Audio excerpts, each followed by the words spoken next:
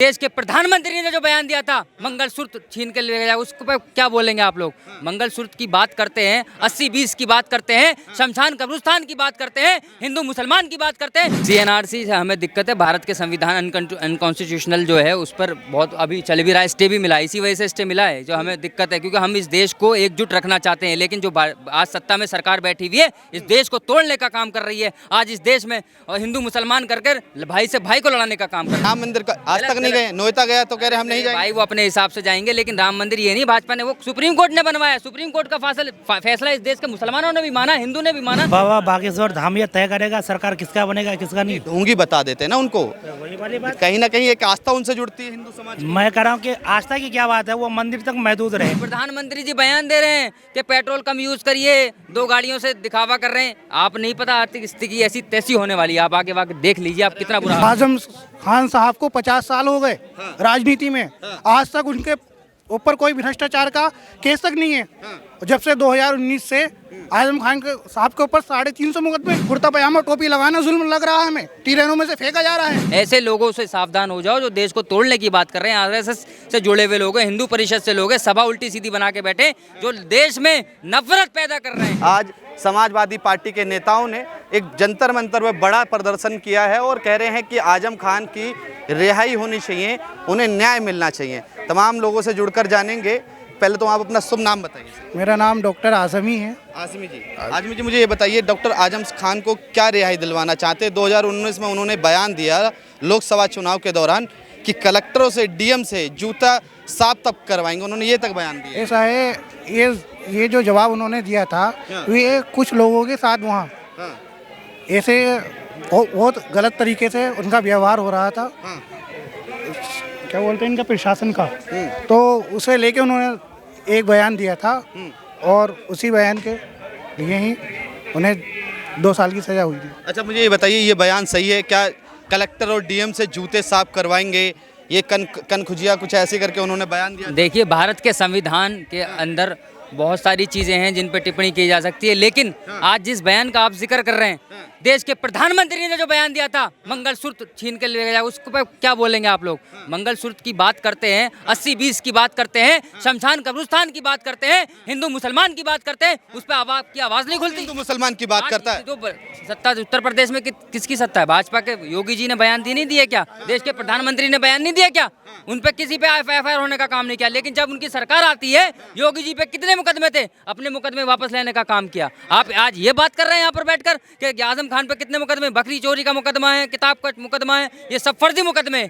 और भारत के संविधान से ही हम आज उनको, जो है हमारे एडवोकेट की टीम भी, मैं खुद एडवोकेट है, हमारे आजम भाई खुद रामपुर से चलकर आए हैं, उनके लिए लड़ाई लड़ने का काम करेंगे और सब सड़कों पे भी निकलेंगे। भारत का संविधान हमें इजाजत देता है प्रोटेस्ट करने के लिए, जंतर मंतर पर भी और रोडों पर भी। अरे आपके तमाम जो नेता हैं जो अपने आप को भाटी बताते हैं, राजकुमार भाटी, वो ब्राह्मणों पे बयान दे के अभी फंस चुके हैं, टीवी डिबेटों में नहीं आ रहे हैं वो। देखिए, वो बयान ऐसा नहीं था, उन्होंने किसी को पॉइंट आउट करके वो 7 सेकंड की क्लिप चलाकर एक एजेंडा बनाया जाता है, एक प्रोपोगंडा ऐसा बनाया गया है कि ये जो है ब्राह्मणों के खिलाफ बोल रहे हैं। ऐसा कुछ नहीं है। उन्होंने गुजरों के खिलाफ, गुजरों के ऊपर भी एक मुहावरा पेश किया था, लेकिन उसको नहीं दिखाया गुजरों को, लेकिन उसको एक 7 सेकंड की क्लिप चलाकर ये दर्शाया गया कि समाजवादी के लीडर ब्राह्मण के खिलाफ हैं। यही तो जातिवाद इनका उत्तर प्रदेश की सरकार का है, जो हिंदू मुसलमान में बांटते हैं। और जिस तरीके से आपने देखा होगा SC ST की बात करते हैं, लेकिन आज ब्राह्मणों की बात करते हैं। तो ये जो बिल लेकर आ रहे थे, कौन सा बिल था? जिस तरीके से आज संसद के अंदर ब्राह्मणों के खिलाफ बिल लेकर आते हैं, SST का जो बिल लेकर आ रहे थे, उस पर क्या बोलेंगे? CA-NRC UGC को जो लेकर आ रहे थे, वो ब्राह्मणों की बात करते हैं, ब्राह्मणों के खिलाफ ये बिल था। लेकिन आज CA-NRC यही इनके मुद्दे रहते हैं, 3 तलाक, 80-20, शमशान कब्रिस्तान, इसके अलावा कोई मुद्दा नहीं है देश में। बेरोजगारी का मुद्दा नहीं है, महंगाई का मुद्दा नहीं है देश में। आप बताइए क्या बात करते हैं? महंगाई आज दिख नहीं रहा। तीन से आपको क्या दिक्कत है? CNRC से हमें दिक्कत है, भारत के संविधान अनकॉन्स्टिट्यूशनल जो है उस पर बहुत अभी चल भी रहा है, स्टे भी मिला है, इसी वजह से स्टे मिला है जो हमें दिक्कत है, क्योंकि हम इस देश को एकजुट रखना चाहते हैं। लेकिन जो आज सत्ता में सरकार बैठी हुई है इस देश को तोड़ने का काम कर रही है। आज इस देश में हिंदू मुसलमान कर भाई से भाई को लड़ाने का काम कर रही है। हिंदू मुसलमान कैसे मानेगी भारत की जनता की भाजपा हिंदू मुसलमान कर रही है? वो तो कहते हैं सबका साथ, सबका विकास, सबका विश्वास।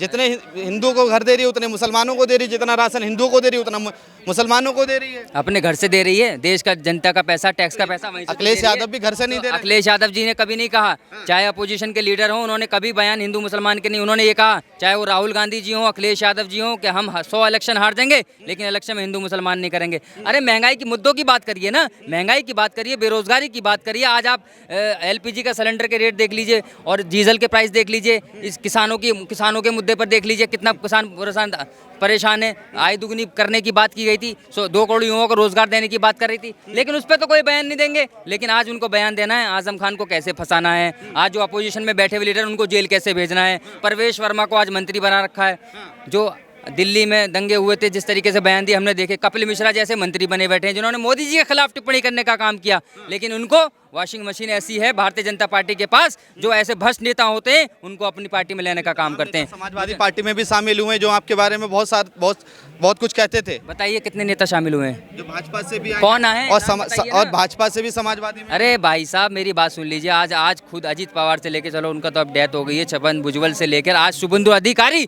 जो वेस्ट बंगाल का जो CM बनाया गया, असम का जो CM पहले, इससे पहले कांग्रेस में था, कितने सारे उनके ऊपर मुकदमे थे और कितने सारे भ्रष्टाचार के आरोप थे। अच्छा, आपने भी कहा कि भाजपा हिंदू मुसलमान करती, समाजवादी पार्टी और कांग्रेस हिंदू मुसलमान नहीं करती, आपका ये बयान था। मुझे ये बताइए, अखिलेश यादव हिंदू हैं या सबके नेता हैं? सबके नेता हैं और बाई बर्थ हिंदू भी हैं, सनातनी हैं वो, लेकिन वो कभी भी सबको एक समझते हैं। भारत के संविधान के को देखते हुए राम मंदिर का विरोध कर रहे थे। राम मंदिर का आज तक नहीं गए, नोएडा गया तो कह रहे हम नहीं जाएंगे। भाई वो अपने हिसाब से जाएंगे, लेकिन राम मंदिर ये नहीं, भाजपा ने, वो सुप्रीम कोर्ट ने बनवाया, सुप्रीम कोर्ट का फैसला इस देश के मुसलमानों ने भी माना, हिंदू ने भी माना। लेकिन आपको राजनीति करके यही सवाल करना है तो जनता का सवाल करिए। जो जनता आज परेशान है और वाकई महंगाई को लेकर, आज बेरोजगारी को, उस पर सवाल नहीं करते हो। अरे महंगाई बढ़ नहीं रही, क्या बात तो आप लोग, कहाँ रोजगार बढ़ा?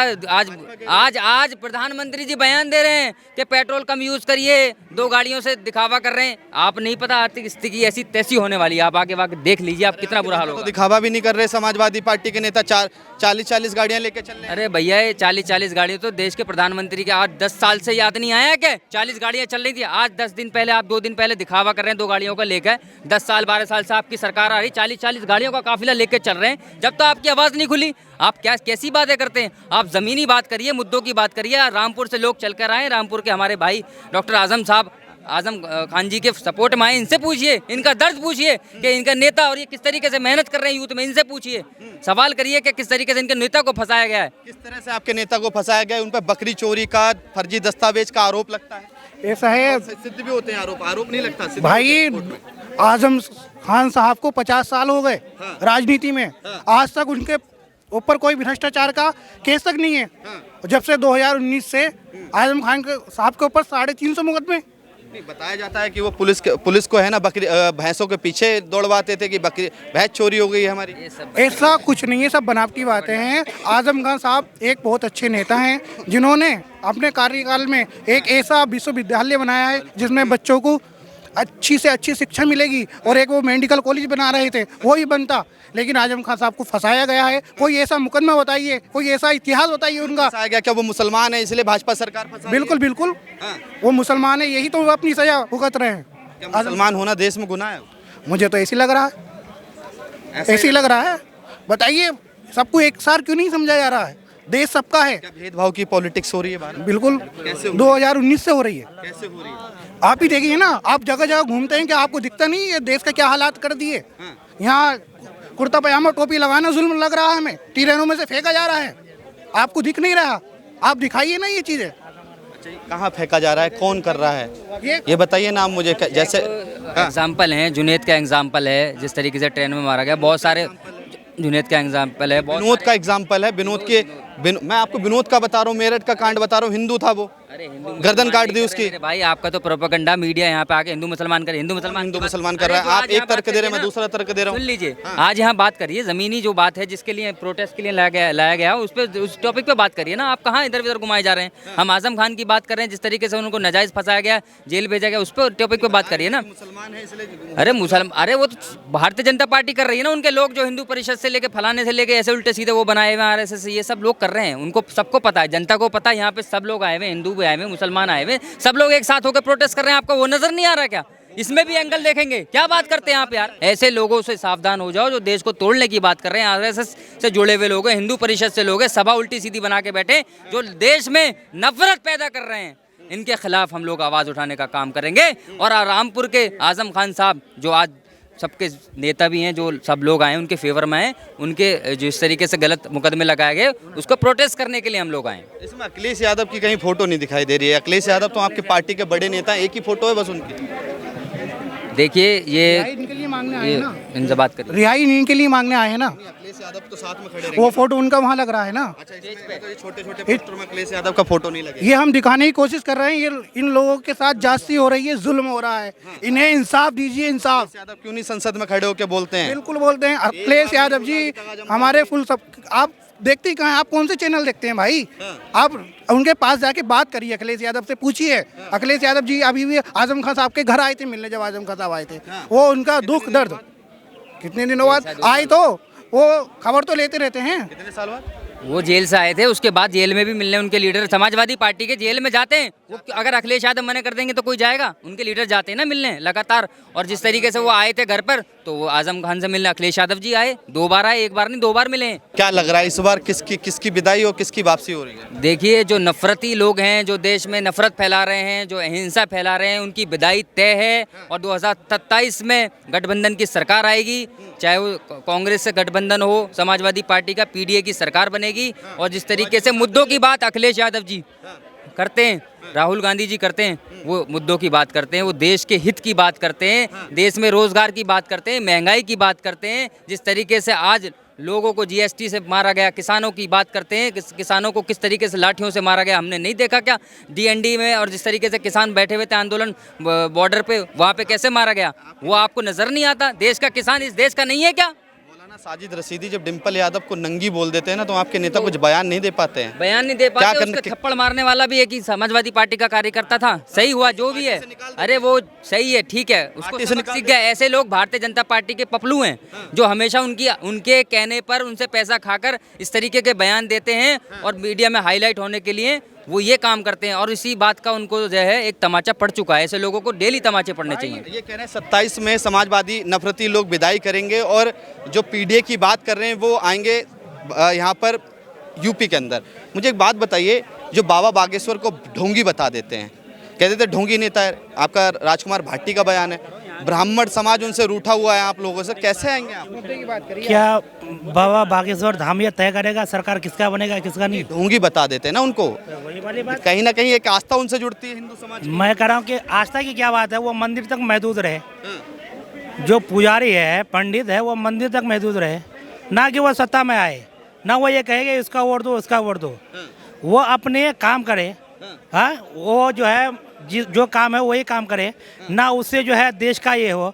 आज एक 80 साल का बुढ़ा कह रहा है मेरा छोटा भाई है, हाँ, तो उसको जो है ये कह रहा है कि छोटे भाई है, ये हमारे जो है भाटी साहब है, हाँ। तो इसलिए जो है आज 2027 में जो है इंशाअल्लाह जो है यूपी के अंदर समाजवादी पार्टी आएंगे और अखिलेश की सरकार आएंगे, बिल्कुल।